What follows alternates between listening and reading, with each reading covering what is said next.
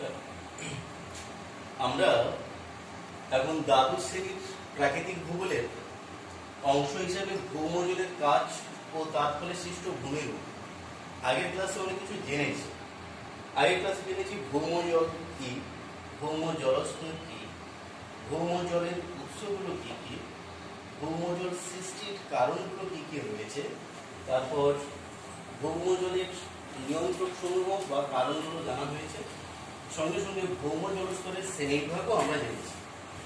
আজকে আমরা এই ভৌমজলের কাজ ও সংশ্লিষ্ট ভূমিরূপের একটি অংশ প্রস্রবণ এর শ্রেণীবিভাগ ও প্রস্রবণের ধারণা সম্পর্ক নিই।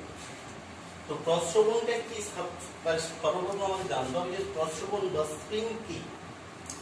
দেখো, তোমরা ঝর্ণা নাম শুনেছ, অর্থাৎ ভূগর্ভের যে জল, এই একটা চিত্র দেখে নাও, একটা ইউ আকৃতি বা অধভঙ্গ ভূগঠনযুক্ত অঞ্চল। এই অধভঙ্গ ভূগঠনযুক্ত অঞ্চলে কি ঘটনা ঘটছে না, মেঘ থেকে বৃষ্টিপাত হচ্ছে। দুই অপ্রবেশ্য স্তর, এটা একটা অপ্রবেশ্য স্তর, এটা একটা অপ্রবেশ্য স্তর, এর মাঝখানে রয়েছে প্রবেশ্য স্তর। এই মেঘ থেকে প্রবেশ্য স্তরের জল প্রবেশ করে এবং জমা হয়।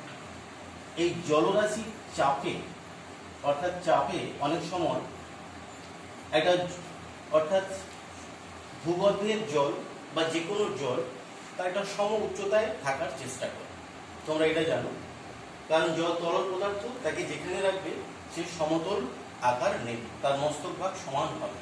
এখানে দেখো, দুদিক থেকে চাপ পড়ার কারণে কিন্তু এই ভূগর্ভের জল, অর্থাৎ ভূপৃষ্ঠের অভিকর্ষের বিপরীত দিকে উত্থিত হয়ে অনেক সময় ভূপৃষ্ঠের বাইরে বেরিয়ে আসে, যাকে আমরা কিন্তু স্টিম বা প্রস্রবণ বা ঝর্ণাও বলে থাকি।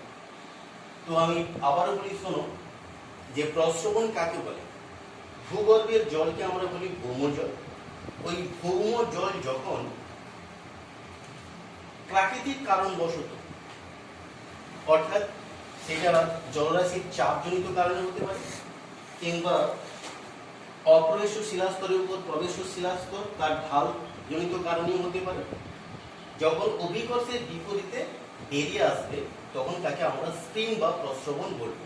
আবারও বলি, ভূগর্ভের জল যাকে আমরা ভৌমজল বলি, সেটি যখন অভিকর্ষের বিপরীতে বিভিন্ন প্রাকৃতিক কারণের দ্বারা বাইরে বেরিয়ে আসে প্রস্রবণ আকারে, অর্থাৎ ঝর্ণার আকারে, তখন তাকে আমরা প্রস্রবণ বলবো।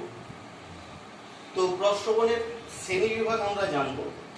আবারও ছোট করে বলি, ভূগর্ভের জল বা ভৌম জল যখন বিভিন্ন প্রকার প্রাকৃতিক কারণবশত ভূপৃষ্ঠের বাইরে অভিকর্ষের বিপরীতে ফোয়ারার আকারে বেরিয়ে আসে, তখন তাকে আমরা স্প্রিং বা প্রস্রবণ বলি। এটা ছক করে রেখেছি, দেখো, প্রস্রবণের শ্রেণী বিভাগ। এই প্রস্রবণের শ্রেণী বিভাগে দেখো, মূলত আমরা এখানে চারটি ভাগ দেখাচ্ছি। একটা কি দেখাচ্ছি, জলের স্থায়িত্ব অনুসারে প্রস্রবণ দু প্রকার। স্থায়িত্ব অনুসারে প্রস্রবণ কয় প্রকার? দু প্রকার। একটা অবিরাম প্রস্রবণ আর একটা সবিরাম প্রস্রবণ। কথাগুলোর মধ্যে উত্তর রয়েছে। এই কথাগুলোর উত্তর জানার আগে ছবিটা একটু ব্যাখ্যা করে নাও, একটু ছবিটার দিকে। যেমন এখানে পুরো অপ্রবেশ্য শিলাস্তর, এটা ইটের ন্যায় দেয়ালযুক্ত যে ছবিটা রয়েছে এই ছবিগুলোতে, এগুলো অপ্রবেশ্য শিলাস্তর, এটাও অপ্রবেশ্য শিলাস্তর, এখানে এটাও অপ্রবেশ্য শিলাস্তর, অপ্রবেশ্য শিলাস্তর। ইটের ন্যায় যে স্তরগুলো রয়েছে অপ্রবেশ্য স্তর, তার উপরে যেটা রয়েছে সেটা প্রবেশ্য, এবং তার উপরে রয়েছে প্রবেশ্য দানাযুক্ত। এবার দেখো, ওই প্রবেশ্যর মধ্যে জল, অর্থাৎ এই যে আকাশ থেকে মেঘ থেকে কি হয়, বৃষ্টি, সেই বৃষ্টি মাটির রন্ধ্র বা প্রবেশতার মাধ্যমে চুইয়ে নিচের দিকে যাচ্ছে, বা অনুস্রাবনের মাধ্যমে নিচের দিকে চুইয়ে যাচ্ছে, গিয়ে এই অপ্রবেশ্য শিলাস্তর বাধা পাওয়ার পর তার উপরিভাগে প্রবেশ্য শিলাস্তরের মধ্যে জমা হচ্ছে। তাই একে আমরা স্থায়ী সম্পৃক্ত স্তর বলি। এটা একটা স্থায়ী সম্পৃক্ত স্তর, এখানে এটা স্থায়ী সম্পৃক্ত স্তর, এটাও স্থায়ী সম্পৃক্ত স্তর, এটাও স্থায়ী সম্পৃক্ত স্তর, অর্থাৎ সবসময় জল থাকে। এই উপরে জল প্রবেশ করে, এটা থাকে না, তাই না? এটা অসম্পৃক্ত স্তর বলা যেতে পারে। এটা সম্পৃক্ত অথচ স্থায়ী, সবসময় থাকে। এবার দেখো স্থায়িত্ব অনুসারে অবিরাম প্রস্রবণ কথার মধ্যেই যুক্ত রয়েছে। যে সমস্ত প্রস্রবণের মাধ্যমে জল সবসময় বেরিয়ে আসে, অবিরাম অনবরত ভূগর্ভের জল যখন বেরোতে শুরু করবে, এখানে যে প্রস্রবণটা হচ্ছে, বৃষ্টির জল প্রবেশ করবে স্থায়ী প্রস্রবণ স্তরের মাধ্যমে, এখানে যখন অনবরত বেরিয়ে আসবে তখন তাকে বলা হবে অবিরাম প্রস্রবণ। উদাহরণ রয়েছে সোনামুণ্ডি প্রস্রবণ, অবিরাম প্রস্রবণের উদাহরণ। এবার শুনে নাও সবিরাম প্রস্রবণ কাকে? সবিরাম অর্থাৎ কিছুটা সময় অন্তর অন্তর ভূগর্ভের জল যখন বেরিয়ে আসবে। এখানে দেখো এর গঠনটা কিন্তু অনেকটা অধোভঙ্গ হয়ে গেছে। এখানে স্থায়ী সম্পৃক্ত স্তর থেকে তাই না জলটা সবসময় বেশি থাকে, এটা একমাত্র ঢাল হওয়ার কারণে জল এখানে ঢোকা মানে এখানে বেরোতেই থাকে, এই জন্য অনবরত। আর এখানে অর্ধভঙ্গ রূপ নেওয়ার জন্য অর্থাৎ অনেকটা ইউ আকৃতি বা গামলার রূপ নেওয়ার জন্য সব অর্থাৎ জল একসঙ্গে সবটা বেরোয় না, কিছুটা সময় অন্তর অন্তর বেরোবে। অর্থাৎ বৃষ্টির জল প্রবেশ করলো, একটা তোমার জলস্তর যেটা থাকে এই যদি ধরে নেওয়া হয় তাহলে এটা এরকম একটা জলস্তর আসবে, অর্থাৎ এতটা জলরাশি এখানে চাপ দিলে তখন এখান থেকে জল ফোয়ারার আকারে বেরোতে থাকবে। আবার বৃষ্টিপাত বন্ধ হয়ে গেলে এই প্রস্রবণ বন্ধ হয়ে যাবে, আবার বৃষ্টিপাত হলে জল বাড়বে, আবার জল বেরোতে থাকবে। তাকে বলা হবে সবিরাম প্রস্রবণ। কিছুটা সময় অন্তর অন্তর হলে তাকে সবিরাম প্রস্রবণ বলে। এটা ভালো চিত্র, এইভাবে তোমরা মনে রাখবে কথাটা। যেমন উদাহরণ দেখো লুকুং গুট্টু। লুকুং গুট্টু হচ্ছে সবিরাম প্রস্রবণের উদাহরণ।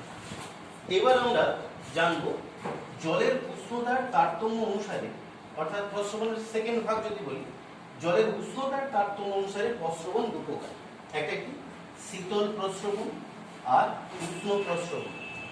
তো শীতল প্রস্রবণ কোনো কথা নেই, অর্থাৎ এই যে জল নির্গমন হয় বা ভূগর্ভ থেকে বেরিয়ে আসে, এই শীতল প্রস্রবণ এই জলের প্রকৃতি অনুসারে, অর্থাৎ ঠান্ডা হলে ঠান্ডা জল বেরিয়ে এলে তাকে শীতল প্রস্রবণ, আর উষ্ণ বা গরম জল বেরিয়ে এলে তাকে আমরা উষ্ণ প্রস্রবণ বলব। কিছু নেই।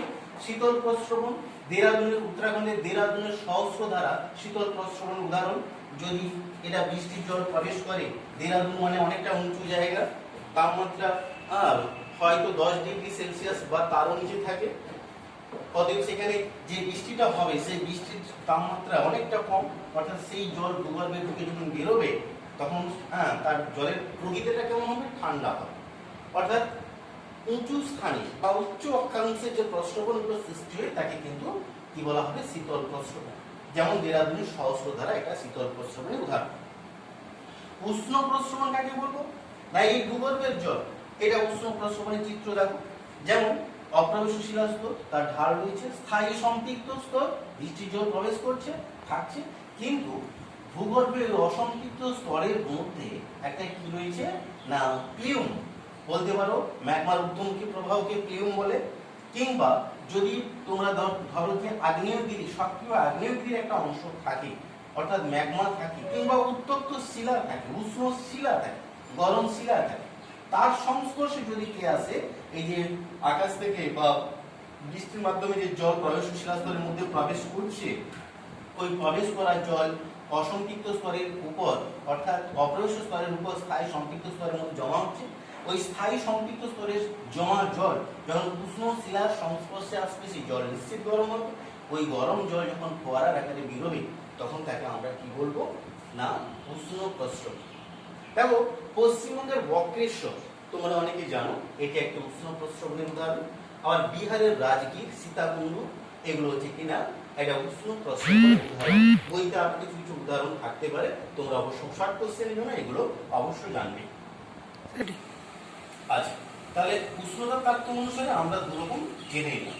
এবার দেখো জলের উপাদানের পার্থক্য অনুসারে, তাই না, প্রস্রবণ দু প্রকার। একটা স্বাদু জলের প্রস্রবণ, খনিজ জলের প্রস্রবণ। অর্থাৎ যে বৃষ্টির জল মাটির মধ্যে প্রবেশ করছে, অপ্রবেশ্য স্তরে দ্বারা বাধা পেয়ে স্থায়ী সম্পৃক্ত স্তরে জমা হচ্ছে, ওই জল যখন, অর্থাৎ বৃষ্টির জল মাটির মধ্যে প্রবেশ করে যখন এমনি কোনো অপ্রবেশ্য স্তর দ্বারা বাধা পেয়ে বেরিয়ে আসে, তখন তার জলের প্রকৃতি হয় কি মিষ্টি। মিষ্টি হলে তাকে স্বাদু জলের প্রস্রবণ বলা হয়। কিন্তু এখানে একটা চিত্র ভালো করে লক্ষ্য করো, এটা অপ্রবেশ্য স্তর, ইটের ন্যায় স্তরকে আমি অপ্রবেশ্য স্তর বলেছি, তার উপরে একটা স্তর দেখো বড় বড় দানা দিয়েছি, এগুলো হচ্ছে কি না খনিজ স্তর। এখানে সোডিয়াম, পটাশিয়াম, ক্যালসিয়াম, ম্যাগনেসিয়াম, বিভিন্ন খনিজ লবণ থাকতে পারে। এই খনিজ লবণ সমৃদ্ধ স্তর। তার উপরে রয়েছে কি না প্রবেশ্য শিলাস্তর, এখান থেকে এই পর্যন্ত প্রবেশ্য স্তরের মধ্যে এতটা ভালো স্তর, কিন্তু এটা স্থায়ী সম্পৃক্ত স্তর। বৃষ্টির জল আসছে, স্থায়ী সম্পৃক্ত স্তরের মধ্যে প্রবেশ করছে, নিচে খনিজ সংস্পর্শে জল আসছে, মানে কি ওই জলের মধ্যে খনিজ পদার্থ মিশ্রিত হচ্ছে। তখনই কি হবে, ওই খনিজ মিশ্রিত জল স্প্রিং বা প্রস্রবণ আকারে বেরিয়ে আসবে। অতএব একে কি বলবো, খনিজ। দেখো অর্থাৎ বৃষ্টির জল নিচে যাওয়ার সময়, অনুপ্রবেশের সময় খনিজ পদার্থের সংস্পর্শে এসে খনিজযুক্ত জল হয়ে যখন প্রস্রবণ আকারে বেরিয়ে আসবে, তখন তাকে আমরা কি বলবো, খনিজ প্রস্রবণ। তোমরা অবশ্যই স্বাদু জলের প্রস্রবণ হিসেবে সহস্রধারা, দেরাদুনের সহস্রধারা ব্যবহার করতে পারো। এই উদাহরণ যে এখানেও তাই সেম। আবার যদি বলা হয় উষ্ণ প্রস্রবণ হিসেবে, এই যে বললাম এগুলোকে তোমরা ব্যবহার করতে পারো। অর্থাৎ পশ্চিমবঙ্গের বক্রেশ্বর, বিহারের রাজগীর, সীতাকুণ্ড, এগুলো হচ্ছে কিনা খনিজ প্রস্রবণের উদাহরণ। আপাতত আচ্ছা, আমরা তাহলে কি জানি, এবার আমরা জেনে নিই শিলাস্তরের গঠন ও প্রকৃতি অনুসারে প্রস্রবণ কত রকমের হয়, এটা আমরা জানি। দেখো শিলাস্তরের গঠন ও প্রকৃতি অনুসারে আপাতত ভাবে প্রস্রবণকে দুটি ভাগে ভাগ করা হয়েছে। একটা অভিকর্ষজ প্রস্রবণ আর একটা অভিকর্ষজ প্রস্রবণ। তোমরা জানো নিশ্চিত অভিকর্ষণ কাকে বলে, অর্থাৎ পৃথিবীর সবকিছু তার কেন্দ্রের দিকে টানা, তাই না, তাকেই বলে অভিকর্ষজ বল, স্যার আইজ্যাক নিউটনের। তো অভিকর্ষজ প্রস্রবণ আর অভিকর্ষজ প্রস্রবণ দুটো ভাগ। তো অভিকর্ষজ প্রস্রবণগুলো কি জেনে না, অর্থাৎ যেগুলো মাধ্যাকর্ষণ শক্তির টানে, তাই না, পৃথিবীর কেন্দ্রের দিকে টান যাকে বলে, সেই অভিকর্ষজ প্রস্রবণ হিসেবে কি কি জানবো আমরা, অবনত জলতল প্রস্রবণ, নতি প্রস্রবণ, ডাইকোসিল প্রস্রবণ, চ্যুতি প্রস্রবণ, ভোলপুসিয়ান প্রস্রবণ, এগুলো জানবো। ছোট করে জেনে নাও, খুব ইম্পর্টেন্ট না হলেও মোটামুটি এগুলো জানা প্রয়োজন আছে। দেখো অভিকর্ষজ মানে অর্থাৎ কেন্দ্রের দিকে টানজনিত কারণে যেটা হয়, মেঘ থেকে বৃষ্টি হচ্ছে, প্রবেশ্য শিলাস্তর মধ্যে জল প্রবেশ করছে। আবারও শুনে নাও, এখান থেকে এই পর্যন্ত প্রবেশ্য স্তর জল আসে, এটা অপ্রবেশ্য স্তর। ইটের ন্যায় যে অংশটা অঙ্কনে রয়েছে সেটা হচ্ছে অপ্রবেশ্য স্তর, এখানে লিখে দিয়েছি, সবগুলো চিত্রে একই, অপ্রবেশ্য। আর এই জল যে অংশটা রয়েছে এটা হচ্ছে স্থায়ী সম্পৃক্ত স্তর, অর্থাৎ স্থায়ী সম্পৃক্ত স্তর, এখানেও স্থায়ী সম্পৃক্ত স্তর। এগুলো প্রবেশ্য স্তর, জলের ভেতর দিয়ে প্রবেশ করতে পারে, প্রবেশ্য স্তর, তাই না, প্রবেশ্য স্তর। আবার এখানেও প্রবেশ্য স্তর। তো এবার দেখো যে এই অভিকর্ষের টানে, অর্থাৎ নিচের দিক অনুসারে যেটা ঘটনাটা ঘটে, এখানে একটা শিলাস্তরের ঢাল পেয়েছো, ঢাল বা নতি বলা হয়। সেই নতি অনুসারে কি ঘটনা ঘটছে, বৃষ্টির জল যেই প্রবেশ করছে, এখানে একটা শিলাস্তর রয়েছে, এর মধ্যে জল সবসময় থাকছে। এই ঢাল অনুসারে এখানে যখন জল বেরিয়ে আসবে খরার আকারে, তাই না, তখন তাকে কি বলা হবে, নতি প্রস্রবণ। আবার দেখো ভিগু মানে খাড়াভাবে বসে যাওয়া, অর্থাৎ কোনো ভূমিভাগের খাড়া ঢালটাকেই ভিগু বলে। এখানে খাড়া ঢালে দেখো, এখানে অপ্রবেশ্য স্তর, এখানে প্রবেশ্য স্তর বা স্থায়ী সম্পৃক্ত স্তর, জল পরিপূর্ণ রয়েছে, আর এখানে নিচের দিকে যেতে পারছে না। এই জায়গায় তখন কি হবে, জল ফোয়ারার আকারে বেরিয়ে আসে। অর্থাৎ এই যে ভূমির খাড়া ঢাল অঞ্চলে বা ভিগু অঞ্চলে যখন অসম্পৃক্ত স্তরের উপর স্থায়ী সম্পৃক্ত স্তর থাকে, সেখানে জল, তাই না, যখন অভিকর্ষের টানে বেরিয়ে আসার চেষ্টা করে, তখন তাকে বলা হবে কি, ভিগুতর প্রস্রবণ, ভিগুতর প্রস্রবণ। লুকুংবুট্টু, ঝাড়খণ্ডে, এগুলোতে নতি প্রস্রবণ, ভিগুতর প্রস্রবণ দেখা যায়, বা অবনত জলতল প্রস্রবণও দেখা যায়। অবনত জলতল এটাও একই রকম জিনিস। দেখো অর্থাৎ ভূমির ঢাল একই দিকে যখন নত হয়েছে, একই দিকে ঢাল থাকলে, তখন কি হচ্ছে, অপ্রবেশ্য শিলাস্তরের উপর স্থায়ী সম্পৃক্ত স্তর, তার উপরে রয়েছে প্রবেশ্য স্তর, জল আসছে, জল থাকছে। ওই অসম্পৃক্ত স্তর আর এই যে স্থায়ী সম্পৃক্ত স্তর, এই জায়গায় জল যখন বেরিয়ে আসছে, তখন তাকে বলা হচ্ছে অবনত প্রস্রবণ। ঝাড়খণ্ডের লুকুংবুট্টু, সেখানে কি হচ্ছে, স্থায়ী এই অবনত জলতল প্রস্রবণ লক্ষ্য করা যায়। এবার দেখো তাহলে অবনত জলতল নতি প্রস্রবণ কিংবা ভিগুতর প্রস্রবণ তোমরা বলতে পারবে। এবার ডাইকার্সিল, এই সম্পর্কে তোমরা ক্লাস 11-এর আগ্নেয়গিরি অগ্নুৎগম চ্যাপ্টারে জেনে এসছো। দেখো ডাইক বলছে ম্যাগমা যখন নিচ থেকে বেরোয়, বেরোনোর সময় যখন উলম্ব বরাবর সঞ্চিত হলে, তখন তাকে কি বলা হবে, ডাইক। তাহলে ডাইক বিষয়টা কি দাঁড়ালো, যখন শিলাস্তরের মধ্যে উলম্ব বরাবর তার ম্যাগমার সঞ্চয় ঘটে বা অবস্থান ঘটে তাকে ডাইক বলে। এখানে দেখো একটা অপ্রবেশ্য শিলাস্তর, তার মাঝখানে ম্যাগমার দিয়ে দিয়ে উলম্ব বরাবর জমে গেছে, ডাইক হয়ে গেছে। ওই জায়গায় ওই অপ্রবেশ্য স্তর এর উপর স্থায়ী সম্পৃক্ত স্তর রয়েছে, তার উপর প্রবেশ্য স্তর রয়েছে, মেঘ থেকে জল প্রবেশ করে স্থায়ী সম্পৃক্ত স্তরে থাকছে। দেখো স্থায়ী সম্পৃক্ত স্তর আর ডাইক এই জায়গা বরাবর যখন একটু জায়গা পাবে, সেখানে কি হবে, জলরাশির যে চাপ থাকছে ওই চাপের কারণে, এই যে জলরাশির যে চাপ থাকছে ওই চাপের কারণে এখানে ফোয়ারার আকারে ডাইকের ঊর্ধ্বমুখী অংশে ফোয়ারার আকারে জল বেরিয়ে আসছে, তখন তাকে আমরা ডাইক প্রস্রবণ বলব। এবার দেখো সিল প্রস্রবণ কি একই কথা জানো, ম্যাগমার উলম্ব সঞ্চয়কে যেমন ডাইক বলে ঠিক একই রকম ভূপৃষ্ঠের সমান্তরালে অনুভূমিক সঞ্চিত হলে তখন তাকে বলা হবে কিনা সিল। তো দেখো এই সিলের একই রকম হয়, শিলাস্তরের মধ্যে উলম্ব বরাবর ফাটলের ম্যাগমা বেরোনোর সময় যদি অনুভূমিক বরাবর ম্যাগমা তাহলে সিল আকারে ম্যাগমা সঞ্চিত হয়ে জমাট বাঁধে, তখন তাকে বলা হবে কি সিল, তাই না? আর ওই সিলের উপরে প্রবেশ্য স্থায়ী সম্পৃক্ত স্তর থাকতে পারে, নিচে অপ্রবেশ্য স্তর থাকতে পারে। সিল দ্বারা স্থায়ী সম্পৃক্ত স্তরে জল বাধা পাচ্ছে, আর এখানে ভূমির ঢাল অনুসারে জল ফোয়ারার আকারে বেরিয়ে এলে তখন তাকে বলা হবে সিল প্রস্রবণ। এগুলো ডাইক কিংবা সিল প্রস্রবণ ঝাড়খণ্ডের, তাই না, ছোটনাগপুর মালভূমি অঞ্চলে লক্ষ্য করা যায়। চ্যুতি প্রস্রবণ একই রকম ভাবে যদি বলা যায় না, যে ধরো ভূমির ঢাল অনুসারে কি ঘটনা ঘটে, ভূমির ঢাল অনুসারে এই বরাবর যখন ম্যাগমা, তাই না, অর্থাৎ কোন জায়গায় বসে যায়, ভূয়াল অঞ্চলটা কারণ যদি ফাটল নিয়ে বসে যায়, এই অঞ্চলটা এখান থেকে এতটা নেমে যদি আসে তাহলে এখানে কি হবে, স্থায়ী সম্পৃক্ত স্তর থেকে এই ফাটল বরাবর জল বেরোতে থাকে, তখন তাকে বলা হয় চ্যুতি প্রস্রবণ, তাই না? এই চ্যুতি প্রস্রবণ অর্থাৎ একটা রেখা বরাবর অনেকগুলো প্রস্রবণ দেখা গেলে তাকে প্রস্রবণের ধারা বলা হয়, যেটা দেরাদুনের সহস্রধারা এই চ্যুতি প্রস্রবণের উদাহরণ। সবশেষ অভিকর্ষজ প্রস্রবণ জানবো ভোলকুসিয়ান প্রস্রবণ। ফ্রান্সের রোন নদীর উপত্যকায়, রান নদীর উপত্যকায় এই ভোলকুসিয়ান প্রস্রবণ লক্ষ্য করা যায়। মূলত দেখো চুনাপাথরযুক্ত অঞ্চলে কি ঘটনা ঘটে, এটা একটা শিলাস্তর, অপ্রবেশ্য স্তর, এর উপরে শিলাস্তরের মধ্যে দ্রাব্য শিলা হয় চুনাপাথর কিংবা ডলোমাইট, তাই না, জিপসাম রয়েছে।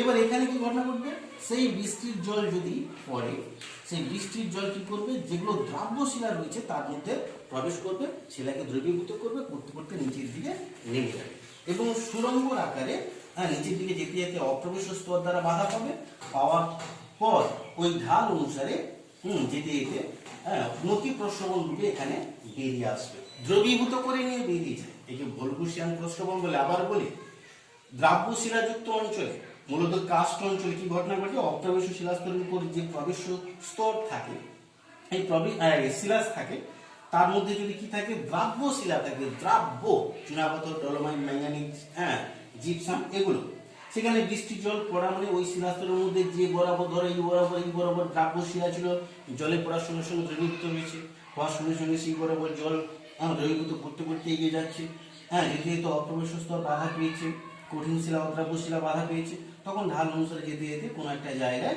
নতি অনুসারে, অভিকর্ষ অনুসারে বাইরে জল ফোয়ারার আকারে বেরিয়ে আসে, তখন তাকে বলা হবে ভোলকুসিয়ান প্রস্রবণ। তো ফন্টেন দা ভোলকুস ফ্রান্সে রয়েছে, এটি একটি উল্লেখযোগ্য প্রস্রবণের, এই ভোলকুসিয়ান প্রস্রবণের উদাহরণ। তো আমরা অভিকর্ষজ প্রস্রবণ সম্পর্কে জানলাম। এবার আমরা জানবো অভিকর্ষজ প্রস্রবণ কাকে বলে, অভিকর্ষজ প্রস্রবণ কাকে বলে। এখানে একটা বিষয় আছে, অর্থাৎ অভিকর্ষের বিপরীতে কাজ করে। অভিকর্ষের বিপরীতে কাজ করার জন্য এখানে যে তিনটে প্রস্রবণ রয়েছে, দেখো গিজার প্রস্রবণ, আগ্নেয় বা ফিউমারুল প্রস্রবণ, আর্টেজিও, তাই না? তো এই আগ্নেয় প্রস্রবণ বা ফিউমারুল সম্পর্কে তোমরা জানো, বলছে ভূগর্ভের উত্তপ্ত তরল পদার্থ, যাকে আমরা ম্যাগমা বলি, সেটা যার সঙ্গে গ্যাস বাষ্প থাকে, বিভিন্ন প্রকার গ্যাস, প্রচুর পরিমাণে বাষ্প, ওগুলো যখন পৃথিবীর কোনো দুর্বল স্থান বা ফাটল পায়, বাষ্প মানে তার আয়তনে বেশি, চাপ সৃষ্টি করে, সেই অধিক চাপে ফেটে ফোয়ারার আকারে বাইরে বেরিয়ে আসে। এই ফোয়ারার আকারে ফেটে যখন বাইরে বেরিয়ে আসে তখন তাকে কিন্তু আগ্নেয় প্রস্রবণ বা ফিউমারোল বলে। এই ফিউমারোল, তাই না, আলাস্কার কাটমাই উপত্যকায় প্রায় 10,000-এরও বেশি এই ফিউমার রোল দেখা যায়। তাই 10,000 স্মোক জোন বা ভ্যালি অফ 10,000 স্মোক জোন বলা হয়ে থাকে। তাহলে কাকে বলা হয়ে থাকে? না আলাস্কার কাটমাই উপত্যকা অঞ্চলে কি রয়েছে? না আগ্নেয় প্রস্রবণ বা ফিউমার রোল রয়েছে। ফিউমার রোল বা আগ্নেয় প্রস্রবণ কাকে বলবো? ভূগর্ভের এই ধরো এখানে কিন্তু ভূগর্ভের উত্তপ্ত ম্যাগমা, তার সঙ্গে প্রচুর পরিমাণে গ্যাস, সে কার্বন ডাইঅক্সাইড হতে পারে, জলীয় বাষ্প হতে পারে, কারণ বিভিন্ন প্রকারের গ্যাস হতে পারে। যখন বেশি হয় সে তখন একটা ঊর্ধ্বমুখী চাপ সৃষ্টি করে ফেটে বাইরে দিয়ে আসে ফোয়ারা রাখে, তখন তাকে কিন্তু আমরা বলবো আগ্নেয় প্রস্ফোরণ। শুধু ম্যাগমা বেরোলে আগ্নেয় প্রস্ফোরণ, আর গ্যাস বাষ্প, প্রচুর পরিমাণে গ্যাস বাষ্প বেরোলে তাকে ফিউমার রোল বলে। তাহলে ফিউমার রোল সম্পর্কে আমরা ধারণা পেলাম। এবার জানি যে গিজার প্রস্রবণটা কি। এটা একটা আইসল্যান্ডীয় শব্দ, গাইজার। গাইজার থেকে গিজার শব্দটি এসেছে, যার অর্থ কিন্তু গর্জন। দেখো আবারও বলি, এখানে চিত্র অঙ্কন করা হয়েছে। দেখো নিচে উত্তপ্ত ম্যাগমা বা গরম শিলা রয়েছে। শিলাস্তরের বিভিন্ন অংশে, তাই না, বৃষ্টির জল অনুপ্রবেশের মাধ্যমে, অনুস্রাবনের মাধ্যমে এসে বিভিন্ন স্তরে জমা হয়েছে। এবার দুর্বল স্থান বা উলম্ব ফাটলও সৃষ্টি হয়ে গেছে। তাহলে এখানে যদি উষ্ণ শিলা বা আগ্নেয় গহ্বর থাকে, তার সংস্পর্শে যেটুকু জল আসবে সেই জল কিসে পরিণত হবে? বাষ্পে। তখন বাষ্প কি হবে? আয়তনে বেড়ে যাবে। এই পৃথিবীর দুর্বল স্থান বা ফাটল পেলে যখন প্রচুর পরিমাণে বাষ্প সৃষ্টি হয়, সে একটা ঊর্ধ্বমুখী বল সৃষ্টি করে উৎকৃষ্ট ফেটে বাইরে বেরিয়ে আসে, গর্জন সহকারে বেরিয়ে আসে। গর্জন সহকারে বাইরে বেরিয়ে আসার জন্য এটি গিজার বা গাইজার বলা হয়। তো দেখো আবারও বলি, তাহলে কি দাঁড়াচ্ছে? না ভূপৃষ্ঠের অভ্যন্তরভাগে যে উত্তপ্ত তরল পদার্থ ম্যাগমা একটা নির্দিষ্ট স্থানে সঞ্চিত থাকে, তাকে ম্যাগমার গহ্বর বলে বা ম্যাগমার চেম্বার বলে। আর ওই বরাবর ভূপৃষ্ঠের সঞ্চিত জল বিভিন্ন স্থানে জমা হয়। এই অধিক তাপের সংস্পর্শে যদি আসে, অধিক তাপের সংস্পর্শে থাকা মানে ম্যাগমার ঘটনা কি ঘটবে? এই জলের ঘটনা কি হবে? বাষ্পে পরিণত হবে। কারণ অধিক পরিমাণ বাষ্প যখন কোনো দুর্বল স্থান ফাটল দিয়ে একটা তীব্র গতিতে গর্জন সহকারে বাইরে বেরিয়ে আসবে, তখন তাকে আমরা গিজার বলবো। গর্জন সহকারে বেরিয়ে আসে বলে এটা আমরা গিজার। তো উদাহরণ মনে রাখো, এই গিজারটা কি এটা মনে রাখতে হবে। এটা 2 নম্বর বা 3 নম্বর কোশ্চেনও অনেক সময় দিয়ে দেয়, তাই না? তো মার্কিন যুক্তরাষ্ট্রের ইয়েলোস্টোন ন্যাশনাল পার্কে, তাই না, এরকম একটি বিখ্যাত গিজার রয়েছে, এই ওল্ড ফেথফুল গিজার। মার্কিন যুক্তরাষ্ট্রের ইয়েলোস্টোন ন্যাশনাল পার্কে প্রায় 225টি গিজার রয়েছে, তার মধ্যে ওল্ড ফেথফুল গিজার একটি উল্লেখযোগ্য, যার থেকে প্রচুর পরিমাণে বাষ্প 2 থেকে 5 মিনিট অন্তর অন্তর বেরোয়। বহু লোক একে দেখার জন্য এই পার্কে, ইয়েলোস্টোন ন্যাশনাল পার্কে গিয়ে দেখার জন্য ভিড় জমে। তো আমরা গিজার বা গাইজার সম্পর্কে ধারণা পেলাম, এটুকু জিনিসটা মনে রাখো। এবার দেখো, অবিভাজ্য প্রস্রবণ হিসেবে আমরা আতেজীয় কূপ সম্পর্কে জানি। এই আতেজীয় কূপ, এটা হচ্ছে আতেজীয় কূপ বা আতেজীয় কূপ বলে। আতেজীয় কূপ বা আতেজীয় কূপ ফ্রান্সের আতুয়া প্রদেশে সর্বপ্রথম এরকম একটা কূপ খনন করা হয়েছিল বলে একে আতেজীয় কূপ বলা হয়। বিষয়টা কিছু শুনে নাও। আমরা ফার্স্ট জানবো যে আতেজীয় কূপের গঠনটা কি। দেখো, অধভঙ্গ আকৃতি ভূগঠন হবে বা ভঙ্গিল ভূগঠন হবে। ভঙ্গিল ভূগঠনে কি গঠন লক্ষ্য করা যায়? না ভঙ্গিল ভূগঠনে দেখো, অর্থাৎ কি দাঁড়াচ্ছে? এটা অপ্রবেশ্য শিলাস্তর, উপরে অপ্রবেশ্য শিলাস্তর, মাঝখানে প্রবেশ্য শিলাস্তর রয়েছে। এটা 1 নম্বর বিষয়, অর্থাৎ 2 অপ্রবেশ্য শিলাস্তরের মাঝখানে প্রবেশ্য শিলাস্তর। সেকেন্ড কথা, এই যে প্রবেশ্য শিলাস্তর রয়েছে দুদিকে উন্মুক্ত অবস্থায় রয়েছে, খোলা অবস্থায় রয়েছে। যদি খোলা অবস্থায় থাকে, মেঘ থেকে বৃষ্টির জল পড়ছে, সে চুইয়ে সেই প্রবেশ্য শিলাস্তরের মধ্যে জমা হবে। অর্থাৎ তাহলে কি বললাম, মাঝখানে প্রবেশ্য শিলাস্তর থাকতে হচ্ছে। আবার জলবায়ু কেমন হবে? আর্দ্র হতে হবে, আর বৃষ্টিপাতের পরিমাণও বেশি হতে হবে, না হলে এখানে ভূগর্ভের জল সঞ্চয় হবে না। এরই উপর ভিত্তি করে আতেজীয় কূপ গড়ে ওঠে। আবারও 2 অপ্রবেশ্য শিলাস্তরের মাঝখানে প্রবেশ্য শিলাস্তর থাকতে হবে। 2 নম্বর কথা, যে প্রবেশ্য শিলাস্তর মাঝখানে থাকবে সেটা দুদিকে উন্মুক্ত, ভূপৃষ্ঠে উন্মুক্ত থাকতে হবে, ভূপৃষ্ঠের সঙ্গে খোলা থাকতে হবে। 3 নম্বর কথা, জলবায়ু আর্দ্র হতে হবে, মিনিমাম 50 সেমি বেশি বৃষ্টিপাত হতে হবে। এবার বৃষ্টির জল ক্রমান্বয়ে এই প্রবেশ্য শিলাস্তরের মধ্যে সঞ্চিত হবে।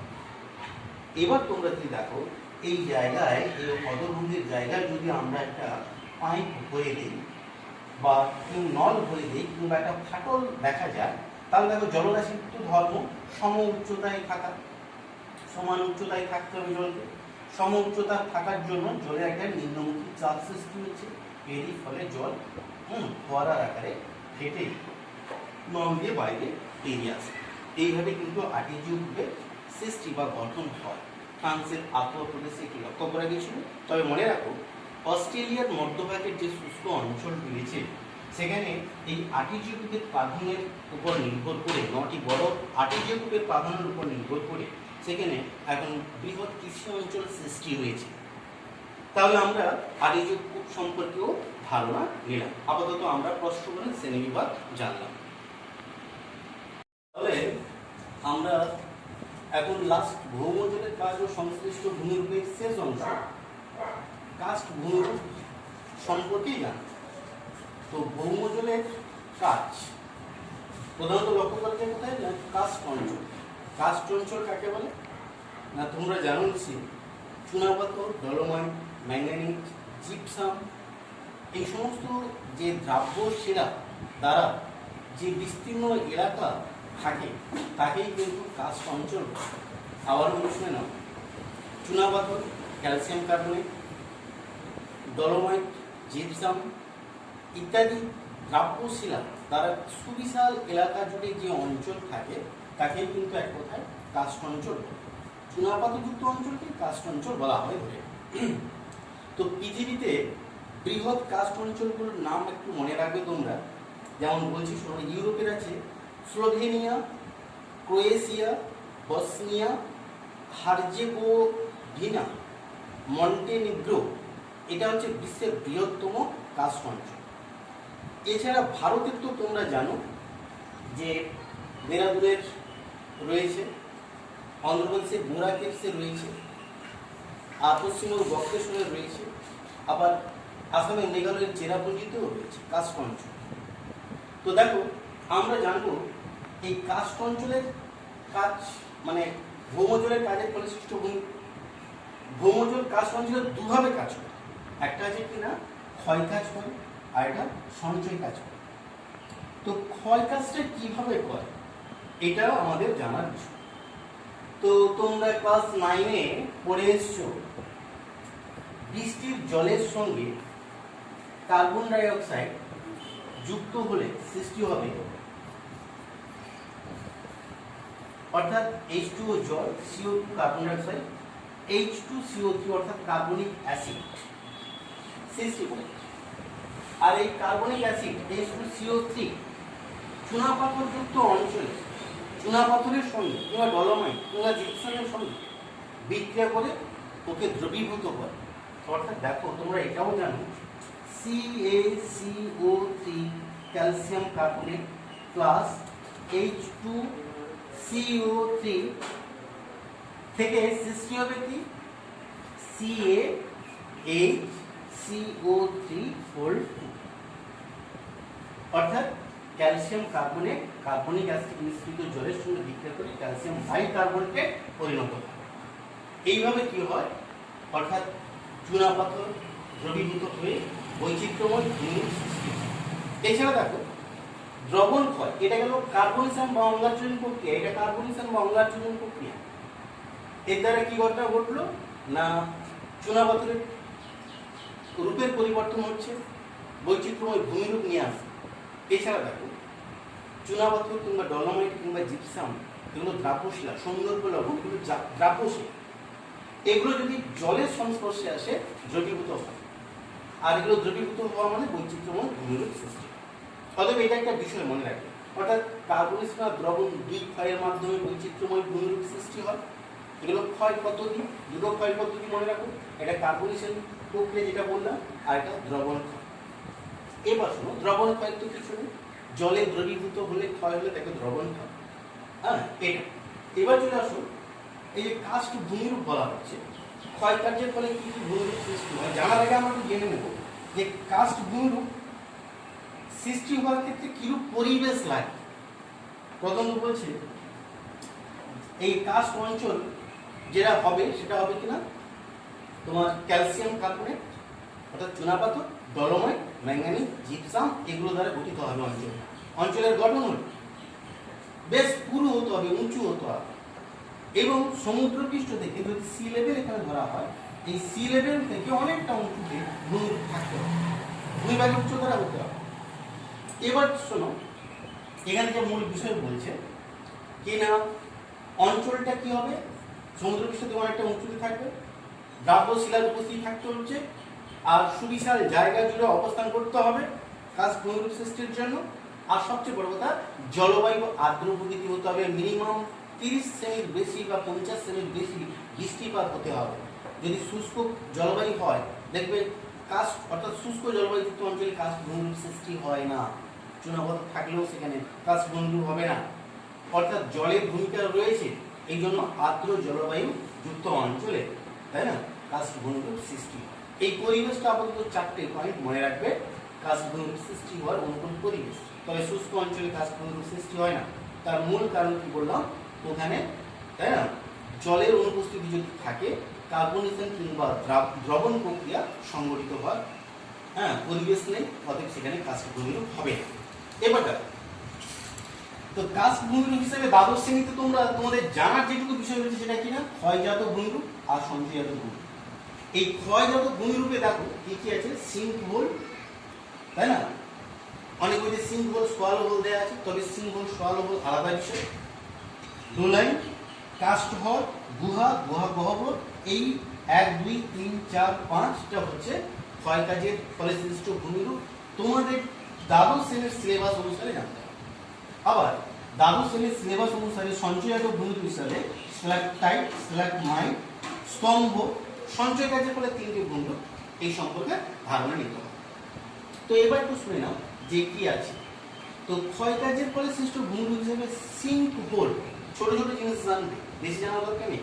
যেমন দেখো ওই কার্বনেশন কিংবা দ্রবণ প্রক্রিয়ার মাধ্যমে সুবিশাল চুনাপাথরযুক্ত অঞ্চলে দ্রবণ কার্যের মাধ্যমে ওই চুনাপাথর দ্রবীভূত হয়ে যখন ছোট ছোট গহ্বর সৃষ্টি করবে, এই ছোট ছোট গহ্বর সৃষ্টি করবে, এই ছোট ছোট গহ্বরগুলিকে কিন্তু বলা হয় এক কথায় সিঙ্ক হোল।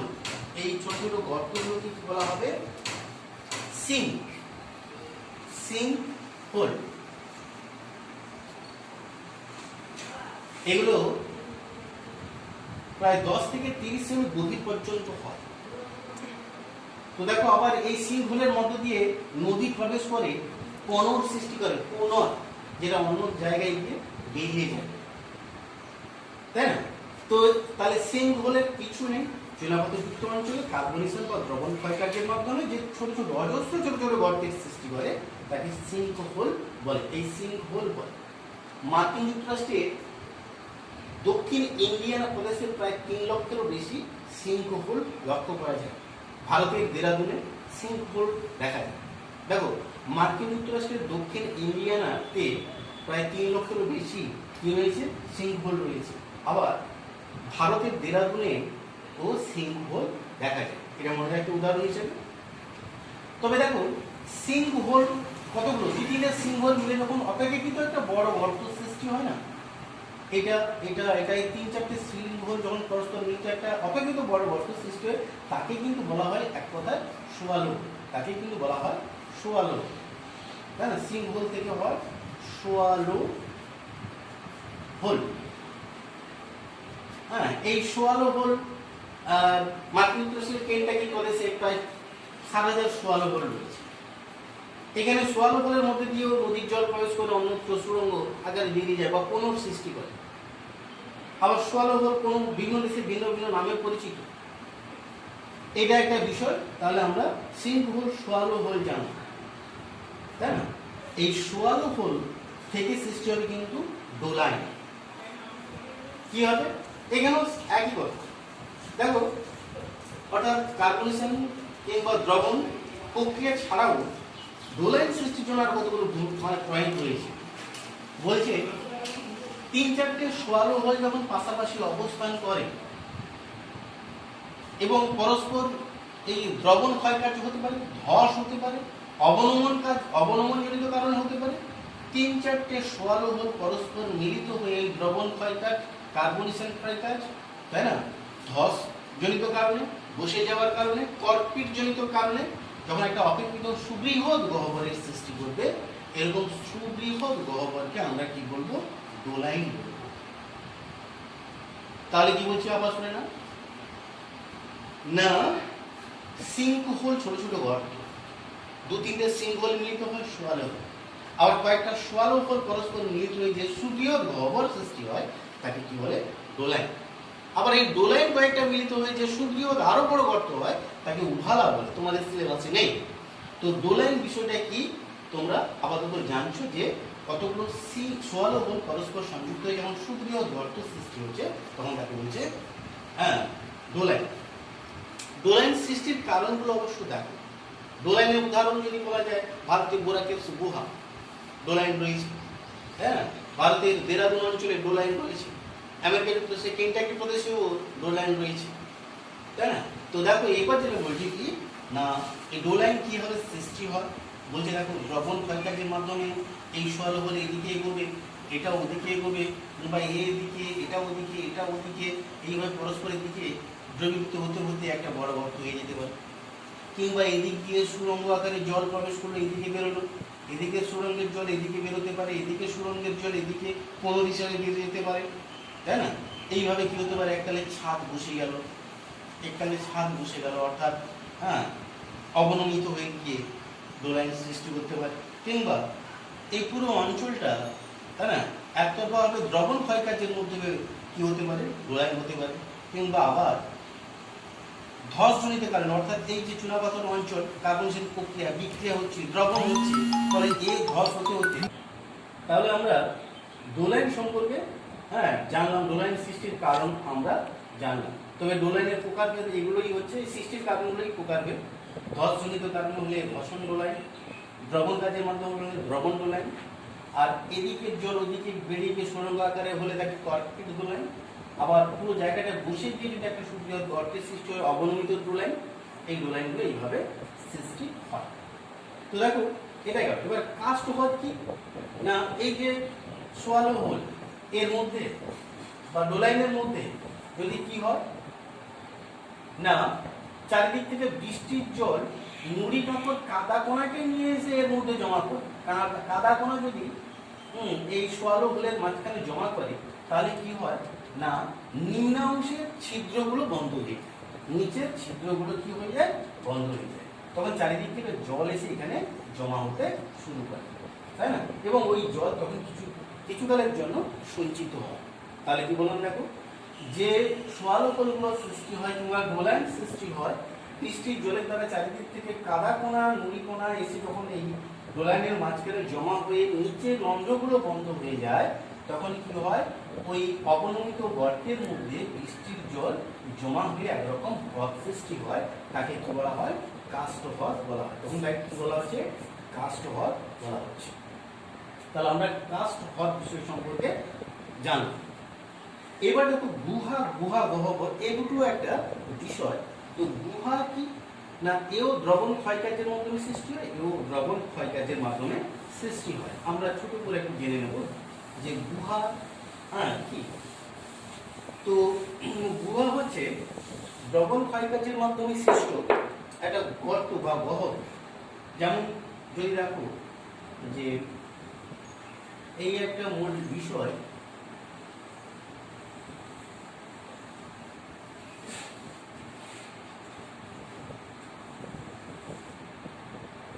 তাহলে গুহার বিষয়টা হচ্ছে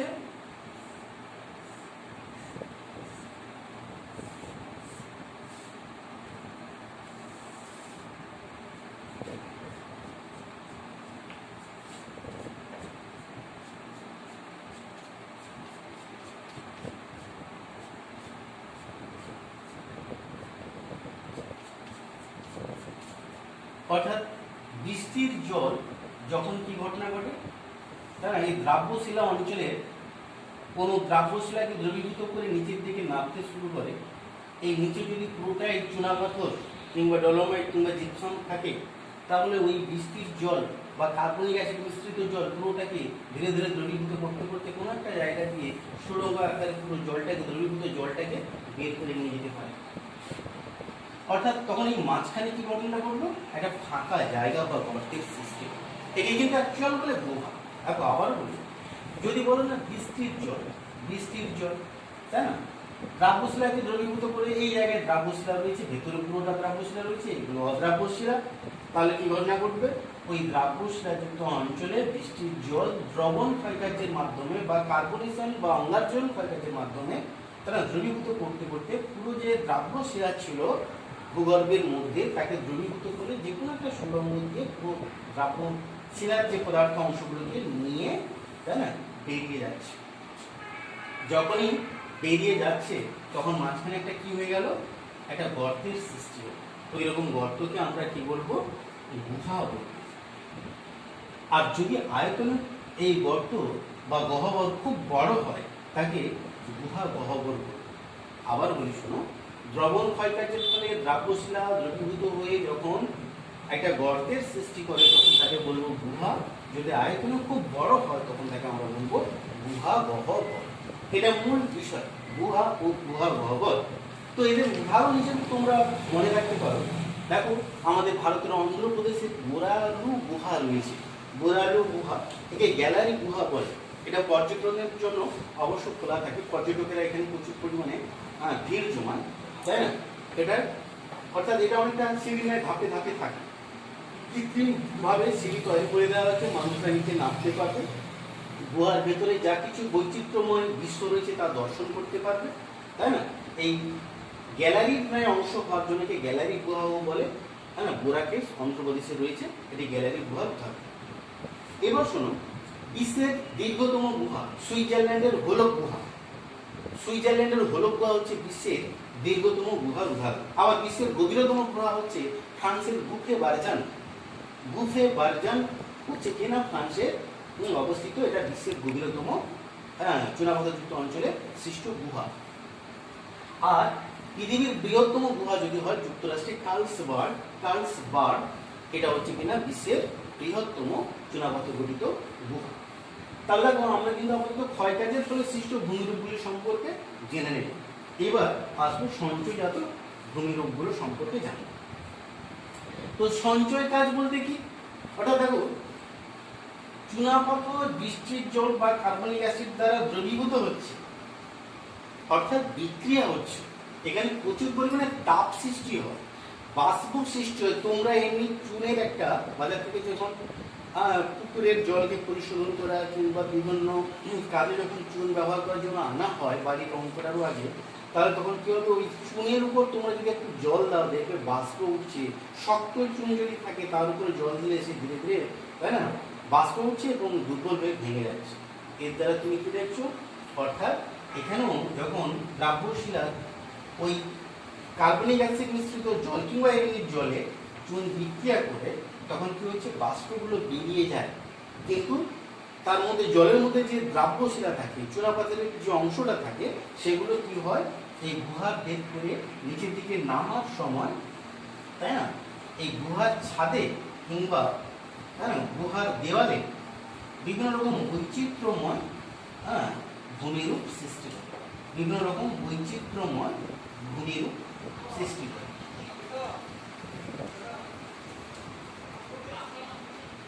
এগুলো তোমরা লক্ষ্য করতে পারবে। হ্যাঁ, গুহার মধ্যে বোরা কেভস গুহায় যদি অন্ধ্রপ্রদেশ বোরা কেভসে যদি ভবিষ্যতে কেউ বেড়াতে যাও, অবশ্যই এই সমস্ত বৈচিত্র্যময় ভূমিরূপ তোমরা দেখতে পাবে। তো দেখো কি দেখা যাচ্ছে, আমি আবারও বলি, চুনাপাথরের জলীয় দ্রবণ যখন পড়ছে, গুহার ভেতরে নামছে, তখন কি হচ্ছে, ওখানে বাষ্প প্রচুর পরিমাণে বাষ্পীভূত হয়ে যাচ্ছে জলটা। ওই জলের মধ্যে যে কঠিন পদার্থ ছিল সে তখন কি হয়েছে, গুহার ছাদ বরাবর হোক, কিছুটা জল নিচে পড়ে হোক, হ্যাঁ, ওই শক্ত অংশগুলো বা কঠিন পদার্থগুলো পড়ে হোক জমা হচ্ছে। অর্থাৎ এই বরাবর জল আসা মানে ঢাল অনুসারে একটু গড়িয়ে আসবে, কিছুটা আস্তে আস্তে বাষ্প চলে যাচ্ছে, কঠিন পদার্থ কিছু থেকে যাচ্ছে। বেশি জল থাকলে জল নিচে পড়ে যাচ্ছে, নিচে পড়ে যাওয়া মানে তার মধ্যে যে কঠিন পদার্থগুলো ছিল সে জমা হয়ে যাচ্ছে।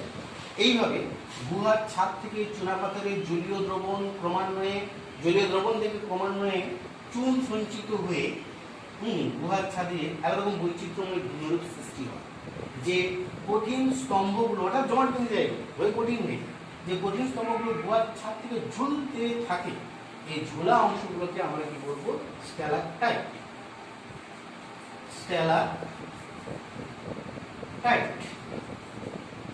এটা গেল স্ট্যালাকটাইট, অর্থাৎ গুহার ছাদ থেকে চুনাপাথরের জলীয় দ্রবণ থেকে চুন জমাট বেঁধে যে স্তম্ভের ন্যায় ঝুলতে থাকে তাকে স্ট্যালাকটাইট বলে। আবার দেখো, যে জলীয় দ্রবণ নিচে পড়ে যায়, নিচ থেকে কি হয়? জমে জমে উপরের দিকে উঠতে শুরু করে, নিচ থেকে জমে জমে উপরের দিকে উঠতে শুরু করবে, তাই না? এই নিচ থেকে উপরের দিকে উঠতে ওঠা স্তম্ভগুলিকে বলা হবে স্ট্যালাগমাইট। একে বলা হবে কি না স্ট্যালাগমাইট,